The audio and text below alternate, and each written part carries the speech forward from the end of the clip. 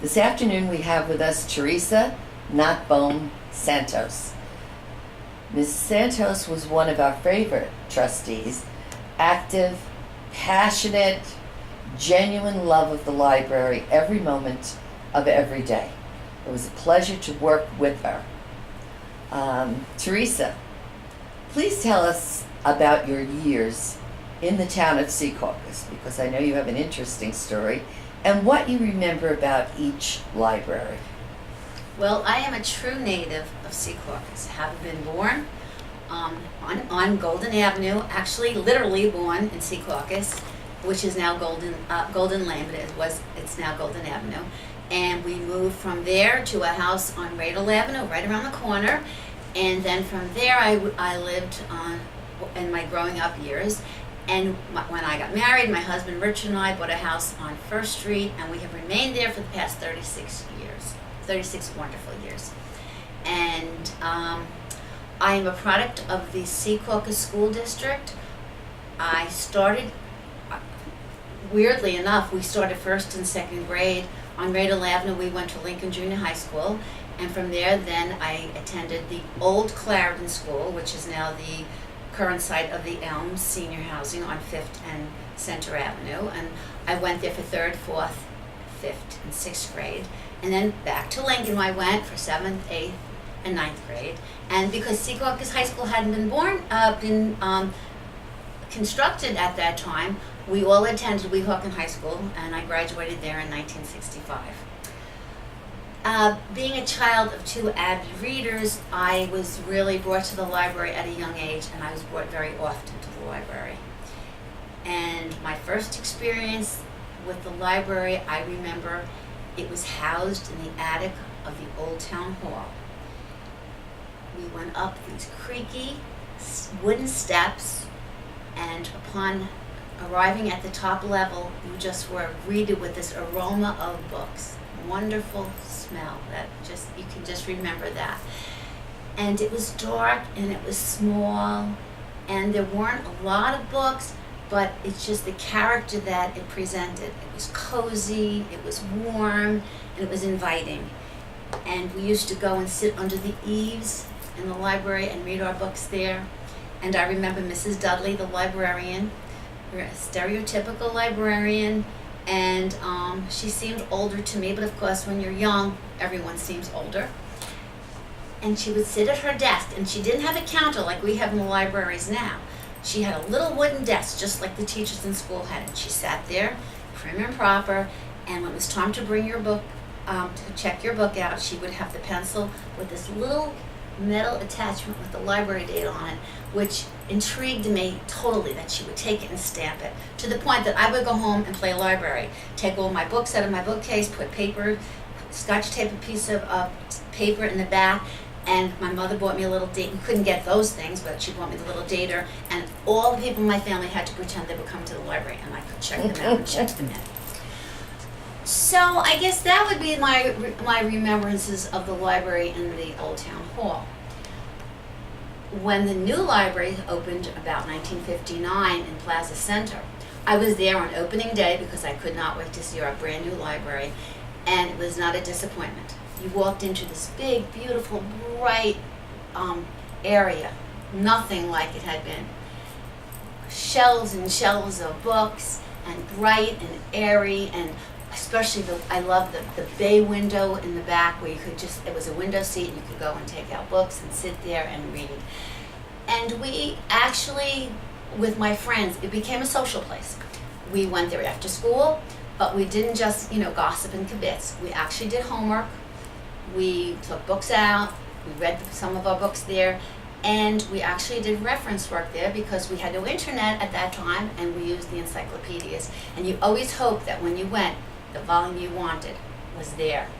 It was not, missing or used by somebody else. But not to worry, there were always other encyclopedia there that you could take one of the volumes from. And it was at that library that actually became a member of the library board. And that was quite a thrill for me to be a member of the board of trustees in that library where I grew up basically in that library. And it's that library where our library board hoped and planned and dreamed and saved money for the day when we would be able to have a brand new library in whatever shape or form. We did not know at that time, but we were hoping that something would come to fruition. And of course, we were fortunate that when I was on the library board, that Tony Just, Mayor Just, told us that we would be, that he and the town council had decided it was time that the library would be able to expand and remodel. And that was a thrill for us. I remember your excitement Mm-hmm. at that council meeting that night. And when Dennis Elwell became mayor, and he and the town council at that point said that we could, they passed the resolution, as you said, that we would not only remodel and expand, but that we would build a brand new state-of-the-art library on the current premises on Patterson Plank Road. And then, of course, I was here in this beautiful brand new library on the first day it opened, again, just like on the library in Plaza Center. Mm-hmm. And only I was in a totally different capacity as a member of the Board of Trustees, and that was quite a thrill. It certainly was. You're living it over as you speak. I can see it in your eyes. What were your most memorable moments as a trustee? And do you think you accomplished your goals for the library? Well, my first exciting part of being a board member was just the honor when Mayor Just asked me to serve on the library board of trustees for the and I was just absolutely thrilled that this entity that I loved and treasured and used, I was now going to be on a board responsible for its workings. So that was my first. The second, I believe, I mean, it was always a wonderful feeling to be on the library. I was very proud of that I was on the Board of Trustees, and I took that responsibility very, very seriously. I joined as many committees as I could. I was active in them. I tried to miss no meetings, and I was very honored when I was elected president of the library board, and that was at the time, as I had just mentioned, that Mayor Just and the town council had said that we were going to be able to expand and remodel. And then, of course, when Mayor Elwell did tell us that we could actually complete this building, but it was just the hoping and the dreaming and the planning and the saving money and all the things that we had done through the years, visiting other libraries to get ideas that we might adapt to our library, and then the weeks of decorating, the weeks of physically moving the boxes from the library here and putting them back over the Christmas vacation. I remember that we had done that. And then I believe it was January 4th of 2003, all of our dreams came to fruition when we cut the ribbon and we opened the doors of this beautiful library. Of course, we had previously had the year before, we had our groundbreaking, which was, we got our foot wet, a taste of what was coming, and that was exciting. But the real thrill was when we opened up the doors of this beautiful library. You're going to make me tear up all over again because you say it so beautifully. We must mention, though, your years of teaching and the expertise that you brought to the Library Board of Trustees and the employees. Can you touch on that a little bit, please? All right, well, I graduated college in 1969, and I was very fortunate to have been hired by the Secaucus School District, and I was going to begin my career in Clarendon School. Now, this is the old Clarendon School, which I had attended and my mother had attended. However, that was the year the new Clarendon was going to be ready, for the children to attend. Well, as things happen in construction, it wasn't ready in September. So I got to teach in this building that I had gone to school in, and that was quite a thrill for me. In January, that building was done, and we moved over there, and I was, as I said, a fifth grade teacher for several years until I left to raise my family. When I went back to school, back to teaching again, I remained in the elementary schools, mostly in Clarendon School, but I was given the opportunity that when the Secaucus, the Board of Ed decided to institute a new pre-K program, Gus Gerber, who was the superintendent of schools, came to me and asked me if I would help him start up this program. And I was delighted, and the rest is basically history. So coming from that, I just give you a little background on that. Coming from that experience in pre-K, in kindergarten, I feel that my role as an educator helped our library in a few different aspects. First, I think I helped with the curriculum of the extended story hour that our library offers to the community, with its programming of the extended story hour. I believe it helped in the making of the policies and procedures, which I was instrumental in. Certainly did. It certainly did. There were certain things that most libraries operate under a presumption, and you brought that expertise of certain areas that we had to be careful of with children, serving certain snacks. Mm-hmm. So we really valued that until this day. Many of your thoughts and decisions are still being used. So you were That's a very nice success. to know that. Oh, well, you go on in perpetuity here.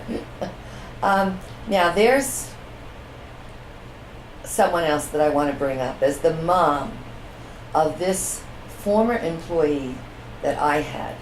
I treasured her. I watched her grow. I watched your influence on her. And she is now a director in another library, but she has brought her expertise to bring her on now to great things. She was destined for stardom, and there she goes. Please tell us about your daughter, Jennifer. I'd love to. Thank you I so know much. you would. Thank you so much for those glowing words. I appreciate that very much. Jennifer started here actually as a page when she was 16 years old.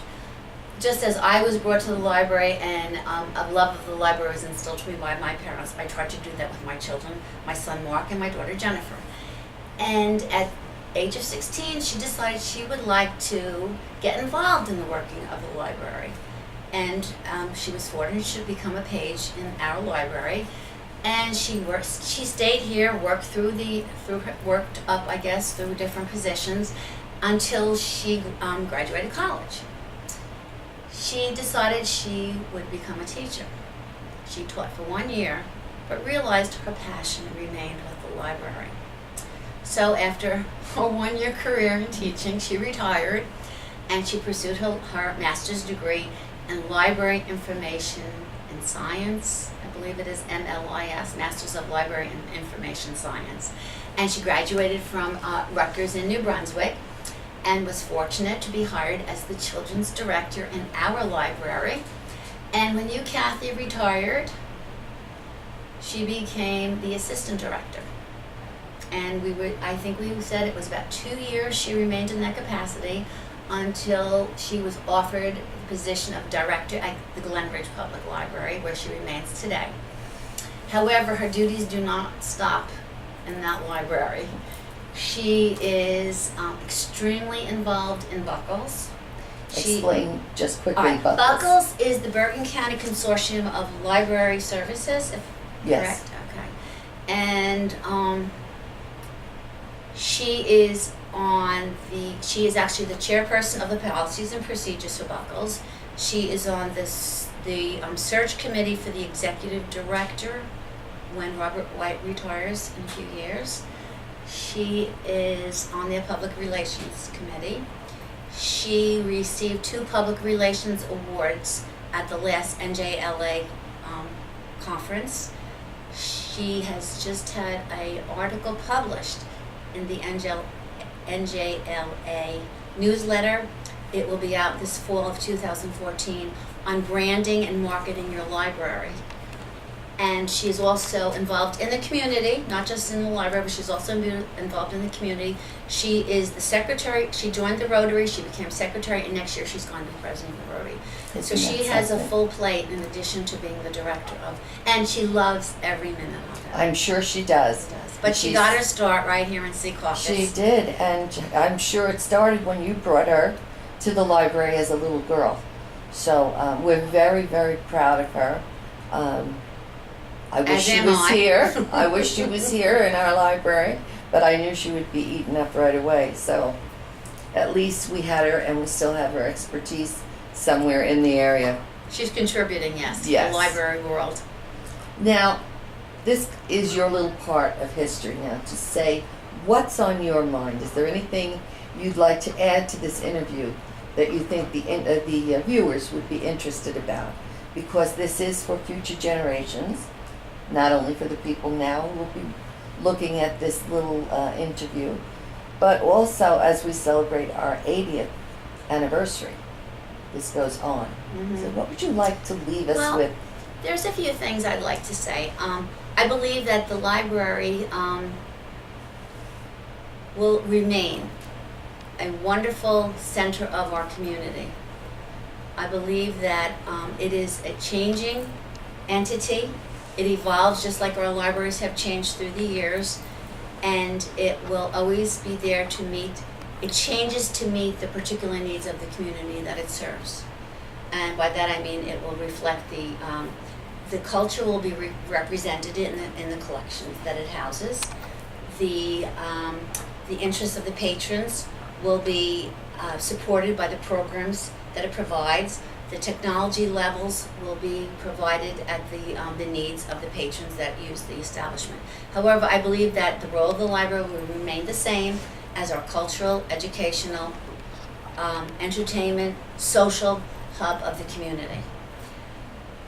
And as I was saying that, I believe that I was introduced to the library at a young age, and a love of the library was instilled in me.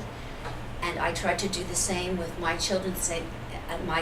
Jennifer, Mark, I tried to do the same with the children that I taught in school. I feel that I would like to invite and encourage everyone that's watching this, that they would go out and use their library, visit their library, visit often, love their library. Because in my opinion, the library, and we have a wonderful library, we have a wonderful history of almost 80 years, as you had said, but our library will only continue to be the wonderful library that it is, only based on how much the people that use it, how much they love it, and how much they embrace it. That was beautiful, and I have to say, I think this was one of my favorite interviews, because I'm ready to rear and to go back and start all over again.